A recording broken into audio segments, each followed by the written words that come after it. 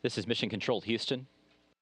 Of course, as we've been talking about, this Cygnus spacecraft has been christened the G. David Low by the company. Of course, Low was a former NASA astronaut. He flew 3 times, went on to work for Orbital Science, was one of the architects of this COTS demonstration mission.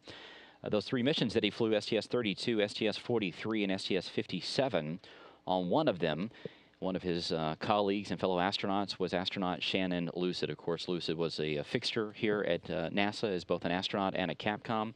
We haven't talked to her in a while, so she is now joining us on the phone. Shannon, how have you been, first of all? Oh, I've been just great. And how have you been? Well, we've been busy around here. We miss seeing you around here and hearing your voice, obviously, on the loops. Oh, I really miss working, but, life goes on.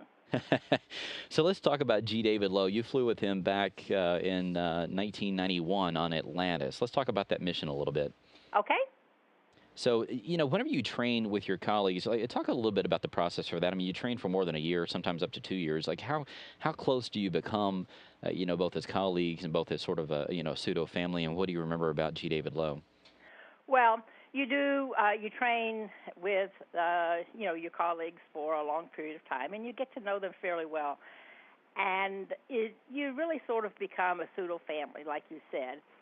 And it was really a privilege to be with Dave, and it was a lot of fun. He was younger than I was, and he wasn't married at that time, but he, especially John Blaha, who was the commander, and myself, we kept telling him, the joys of being married, and we found out that he was going with the person that was doing our flight data file. And so we had a good time,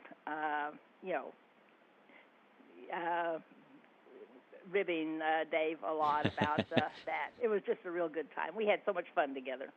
So let's talk about the mission itself. I was reading the description of it, and it's interesting, and it's kind of ironic, I guess, that Cygnus is now named after him, and it's flying after the station, carrying a lot of science, because that flight had a ton of science on it that would sort of be the precursor to a lot of the stuff that they do on board station right now, right? It was, and you can correct me if I'm wrong, but as my memory as I remember, I think that flight was a 9-day flight, and that was one of the longest flights up, at that time. And we were thinking towards station at that time. And I know we had the lower body pressure negative apparatus on board, and, where Dave would get in there, and then I would do ultrasound of his heart. And Dave was really, really into the science and wanting to contribute to the furtherance of space flight and to space station, which we were, it was just sort of a gleam in our eye at that time, and we were thinking to the future.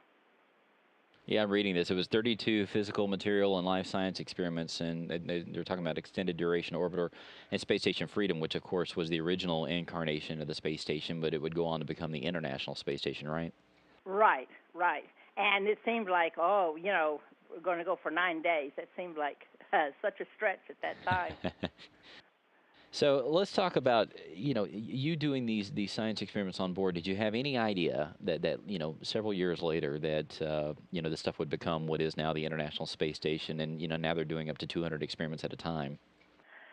No, we did not know, but we certainly hoped that what we were doing and the input that we made, to the design of the experiments and how we could do them better, we certainly hoped that it would lead to space station and lead to a furtherance of science in space.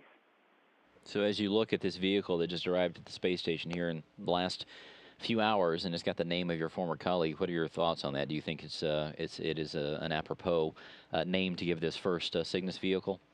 Yes, I think it is just absolutely wonderful, and I am so glad that Orbital did that. I mean, I can't think of a better name to give the vehicle, and I can't think of a better way to honor Dave. Dave was such a space enthusiast, and he, wanted to see space exploration go on. He wanted to see science being done in space, and he would just be so happy to think that he was being honored in this way.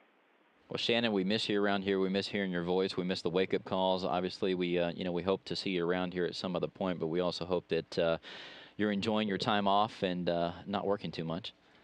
Well, life is going on, and life is good. And I miss all of y'all, too.